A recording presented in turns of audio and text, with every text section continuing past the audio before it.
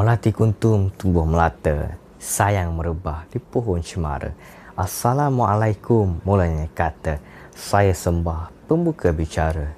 Saya Muhammad Hayukal Kausar bin Muhammad Halim, pelajar tingkatan 2 di Sekolah Menengah Kebangsaan Datuk Jaafar Johor Bahru. Hari ini, suka saya kongsikan kepada anda semua tentang buku yang baru sahaja selesai saya baca, iaitu buku Dilema Melayu karya Tun Dr. Mahathir bin Mohamad. Buku ini telah diterbitkan oleh Federal Publication Sdn Bhd selepas ia diterjemahkan ke bahasa Melayu dengan tajuk Dilema Melayu oleh Ibrahim Saad pada tahun 1982. Buku Dilema Melayu ini mengandungi 216 muka surat. Penceritaan di dalam buku ini dibahagikan kepada 11 bab yang pada saya sangat sesuai untuk dibaca oleh pelajar-pelajar sekolah menengah kerana laras bahasa yang digunakan sangat mudah untuk difahami.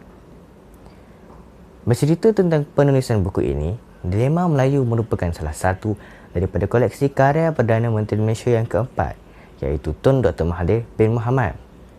Secara peribadi, saya merasakan buku ini membuka minda kerana susunan cerita dan penyusunan plot daripada permulaan, perkembangan, perumitan, punca sehinggalah peleraian tersusun dengan kreatif sehingga menyebabkan pembaca tertarik untuk membacanya. Bab kata pepatah, pucuk cerita ulang mendatang. Dilema Melayu menceritakan tentang Tun Dr. Mahathir yang mengetengahkan mengenai keadaan Melayu yang dipengaruhi oleh faktor keturunan dan alam sekitar. Pada mulanya, Tun Dr. Mahathir menekankan mengenai kelemahan Melayu dalam pelajaran. Baka yang baik akan menghasilkan zuriat yang baik. Seterusnya, beliau menceritakan mengenai hubungan antara orang Melayu dengan Cina yang akhirnya mencetuskan peristiwa 13 Mei. Peristiwa ini berlaku akibat daripada perasaan tidak puas hati orang Melayu terhadap Cina yang banyak menguasai kegiatan Melayu seperti ekonomi, sosial dan pentadbiran. Setelah itu, barulah beliau menceritakan mengenai keadaan ekonomi Melayu yang telah dikuasai oleh orang Cina. Sikap Cina yang sangat berpegang teguh kepada ikatan kekeluargaanlah mengukuhkan lagi ekonomi mereka di tanah Melayu. Beliau menghuraikan lagi mengenai perkauman Melayu dengan kaum lain setelah tanah Melayu didiami oleh pelbagai kaum. Dalam perkauman, didapati wujud masalah-masalah akibat masing-masing berbeza budaya, agama dan bahasa. Setelah masalah ini berlaku, Tun Dr. Mahathir menerangkan pula mengenai perpaduan kebangsaan untuk mewujudkan sebuah masyarakat berbilang kaum yang bersatu padu.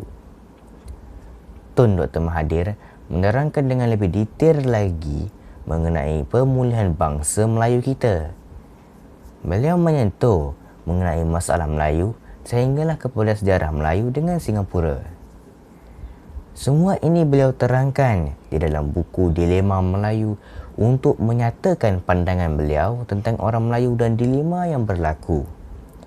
Setiap bab yang diterangkan beliau adalah berkaitan dan banyak kajian yang beliau ketengahkan untuk menampakkan lagi keabsahan beliau dalam Dilema Melayu yang beliau karang satu ketika dahulu. Saudara dan saudari sekalian, pokok pangkalnya, Melayu kita pada hari ini semakin maju daripada dahulu. Menurut kata Tun Dr. Mahathir sendiri yang menyatakan faktor keturunan menyumbang kepada prestasi buruk orang Melayu. Namun kini, kita dapat lihat hasil migrasi ke bandar telah mengubah cara hidup orang Melayu. Ini kerana pemikiran kita semakin terbuka dengan pengetahuan yang ada. Selain itu, buku ini juga mengajar saya tentang corak perkauman di Malaysia dan sikap orang Melayu. Pemahaman dan penerimaan ini juga sangat penting bagi memupuk perpaduan kaum di Malaysia. Bak kata pepatah, bersekutu bertambah mutu, yang membawa erti perpaduan di kalangan rakyat menjamin kesejahteraan hidup. Sebagai penutup, saya akhiri bicara saya dengan serangkap pantun. Bunga dedak di atas para. Anak dusun pasang pelita. Kalau tersilap tutur bicara, jemari disusun, maaf dipinta. Sekian. Assalamualaikum warahmatullahi wabarakatuh.